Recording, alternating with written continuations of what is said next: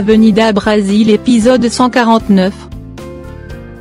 Après toutes les révélations de Reginaldo, Typhon demande des explications à Carminha. Reginaldo continue de raconter à Typhon qu'elle travaillait au même bordel de sa mère et qu'elle a détourné l'argent du bordel et lui fait porter le chapeau. À 15 ans il a fait la prison. Carminha se met à pleurer. Elle dit à Typhon qu'elle n'a pas eu sa chance, que très tôt elle se débrouillait seule pour subvenir à ses besoins. Typhon lui dit c'est pas une excuse de vendre son corps pour manger. Elle n'arrête pas de pleurer, elle prétend qu'elle se sent pas bien puis elle sort.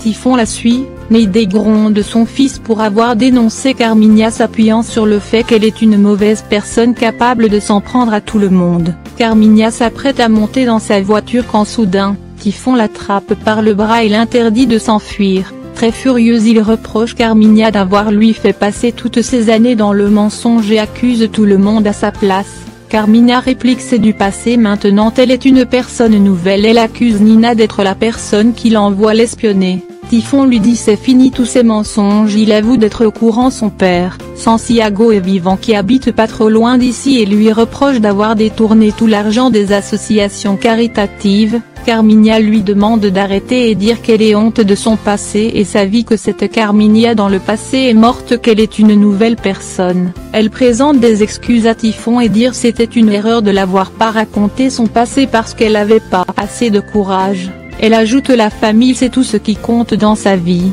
Typhon lui demande de le laisser puis il s'en va. Pendant ce temps Carminha en pleurant le supplie de lui pardonner.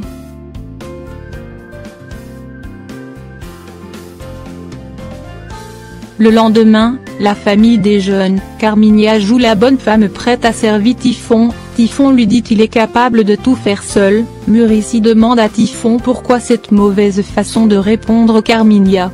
Typhon accorde la parole à Carminha pour le raconter, sinon il va le faire à sa place. Carminha fait Agatha monter dans sa chambre et Zeus prétend de retourner à la cuisine, pourtant elle reste cachée pour écouter la conversation. Carminha leur dit c'est difficile de raconter tout ça. Elle commence à leur dire son père l'a abandonnée à la décharge, qu'elles étaient toutes petites, incapables de se nourrir à 17 ans. Elle quitte la décharge incapable de supporter l'odeur des ordures et à cause de sa famine elle a fait quelque chose qu'elle regrette beaucoup. Elle finit par avouer qu'elle faisait le trottoir. Tout le monde est surpris de cette nouvelle.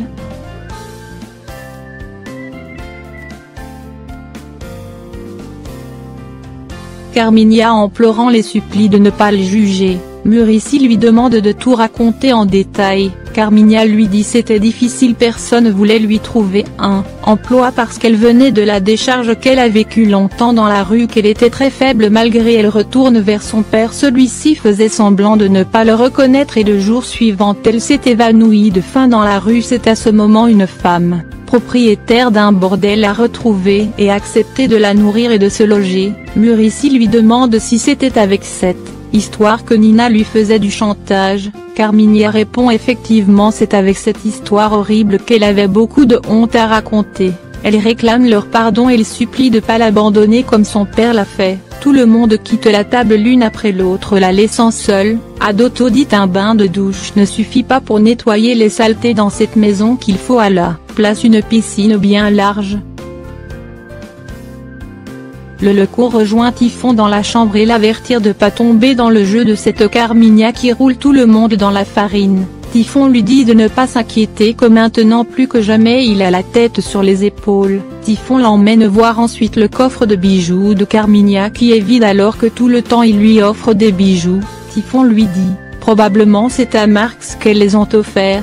Le Leco lui demande si c'est Carminha qui a confirmé cela. Typhon lui dit jamais. Elle va avouer que le plus important c'est de lui tendre un piège, qu'il va l'offrir un bijou pour savoir si c'est effectivement Marx qu'elle les offre. Le Leco sort et revient par la suite pour lui donner un bijou. Carminha surgit. Le Leco prétend qu'il est venu faire un peu de musculation. Carminha continue de s'excuser auprès de Typhon. Elle lui demande ce qu'elle doit faire pour obtenir son pardon. Typhon lui dit de pas s'inquiéter, qu'il l'a déjà pardonné, que c'est difficile pour lui aussi d'apprendre qu'elle a vécu une histoire pareille. Il ajoute qu'il avait du tort de ne pas le croire, que maintenant il voit qu'elle est effectivement la victime. Il s'excuse aussi pour ses mauvaises réactions. Carminha accepte son pardon. Pour se faire pardonner, il offre une bague à Carmigna. Elle explose de joie en voyant une bague en diamant. Elle fait l'éloge de Typhon disant qu'elle a épousé le plus bel homme du monde, le plus compréhensible et généreux. Sans avoir fini de parler, Typhon l'embrasse. Typhon lui dit ensuite c'est fini toutes les doutes, que l'heure est arrivée pour oublier le passé. Carmigna promet plus jamais elle va le décevoir et dire c'est le cadeau le plus précieux qu'elle a jamais reçu. Typhon monte dans la chambre prétendant qu'il va s'allonger. Carmigna décide de sortir.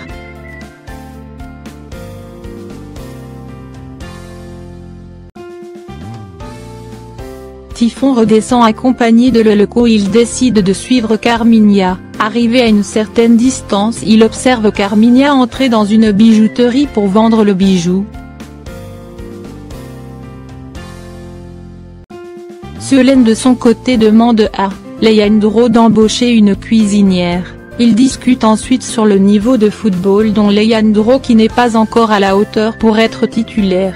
Leandro lui dit qu'il va tout faire pour être titulaire. Il sort ensuite pour entraîner. Par la suite Suelen reçoit l'appel d'un certain Veuverson qui l'invite à la plage aujourd'hui en hélicoptère. Suelen accepte et lui demande de faire preuve de respect.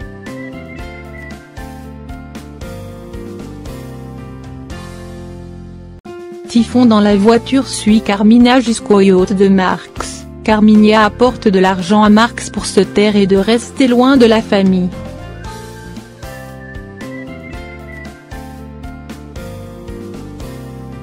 Typhon surgit et lui demande pourquoi elle vient apporter l'argent de la bague à Marx. Elle prend une mine triste et dit que Marx a besoin de cet argent pour payer un usurier qui veut lui faire la peau. Elle ajoute Marx allait se suicider, parce que sa vie était complètement en danger, que son côté chrétienne ne lui permet pas de tourner le dos malgré tout ce qu'il a fait. Typhon réplique connaissant Marx il est incapable de suicider, il profite de lui reprocher d'être tout le temps sous la responsabilité de sa famille.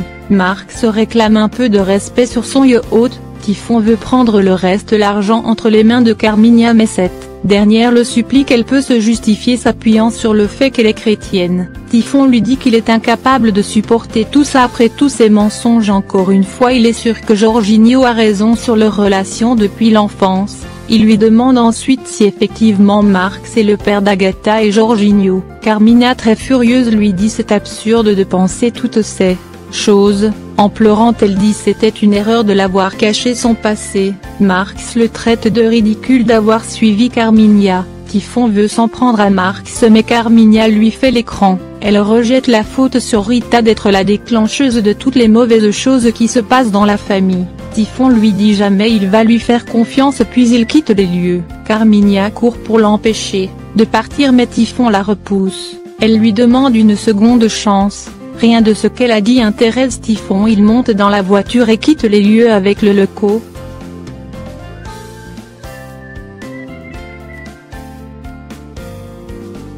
Étant seule elle traite Typhon d'imbécile et minable. Dans la voiture Typhon raconte à Leleko Carmigna a vendu la bague pour donner de l'argent à Marx. Il lui raconte ensuite comment Carmigna essaie de lui faire avaler un autre mensonge. Il ajoute maintenant plus que jamais il va aller jusqu'au bout pour tout découvrir. Carmigna sur le yacht dit à Marx tant que Typhon n'a pas de preuves rien ne peut la vaincre. Marx lui dit c'est fini sa mise en scène. Carmigna lui demande d'aller cacher à la décharge pour que Jorginho ne vienne pas lui demander un test d'ADN. Marx réplique que jamais il va retourner dans cette merde. Il demande à Carmigna de ne pas retourner chez Typhon. Il la prévient si Typhon est incapable de découvrir toute seule la vérité il va tout lui cracher à la face. Carmigna lui demande si c'est lui le remplaçant de Rita pour lui faire chanter. Marx réplique c'est un échange pour son argent qu'elle est incapable de rembourser, qu'elle doit accepter de quitter le pays avec lui pour reconstruire leur vie. Carmigna l'embrasse et dit qu'elle va retourner chercher ses vêtements et un peu d'argent pour leur voyage.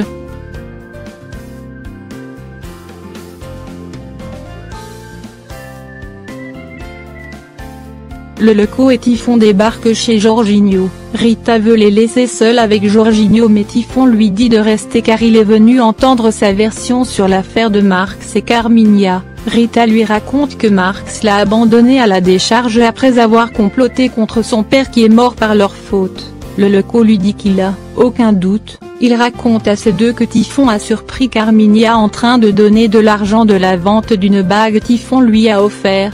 Rita leur dit c'était toujours comme ça durant toutes les années passées. Typhon leur dit c'est pas encore convaincu l'histoire de l'enlèvement qu'il veut savoir la raison qui l'ont poussé à faire ça. Rita réplique Carminha est désespérée que sa soif de vengeance l'a poussé de mettre cet argent dans sa valise pour l'emprisonner. Jorginho dit à son père Rita a toujours dit qu'elle allait rembourser l'argent de l'enlèvement avec son héritage et que maintenant c'est impossible. Leco leur demande d'arrêter pour aujourd'hui, il quitte ensuite les lieux.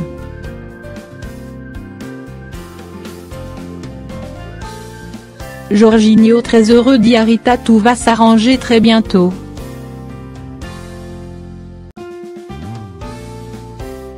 De l'autre côté on voit Lucinda qui apporte de la nourriture à Marx. Marx profite de l'annoncer bientôt Carminha va partir avec lui. Lucinda ne croit pas elle dit Carminha n'est pas bête pour laisser son mari riche pour vivre sur un bateau le temps de quitter le pays. Marx lui dit de ne pas s'en faire car Carminha l'a toujours aimé. Lucinda le supplie de faire très attention et dire Carminha aime qu'elle m'aime que tout ça est suspect son désir de partir avec lui.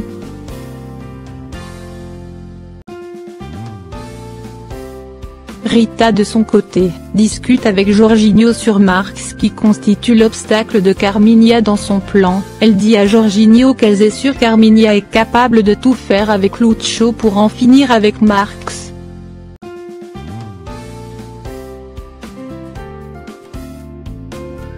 Sur le yacht Marx fait savoir à Lucinda que Carminha n'a pas le choix que de le suivre puisqu'elle est incapable de rembourser son argent. Lucinda l'encourage de partir sans Carminha mais ce dernier refuse.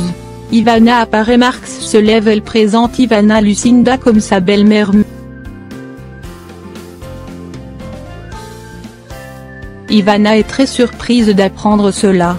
Typhon de l'autre côté demande à son père s'il croit Carminha est capable de le trahir avec Marx pendant toutes ces années. Ajoutez l'affaire de preuves Rita leur a dit qu'ils ont volé. Leco lui dit tant qu'il n'y a pas de preuves c'est pas fiable à 100% mais il demande quand même à Typhon de séparer de Carminha. Typhon accepte et dire qu'il va lui donner le pension alimentaire pour Agatha. Ce qui rend Typhon triste c'est que Ivana continue de croire en Marx.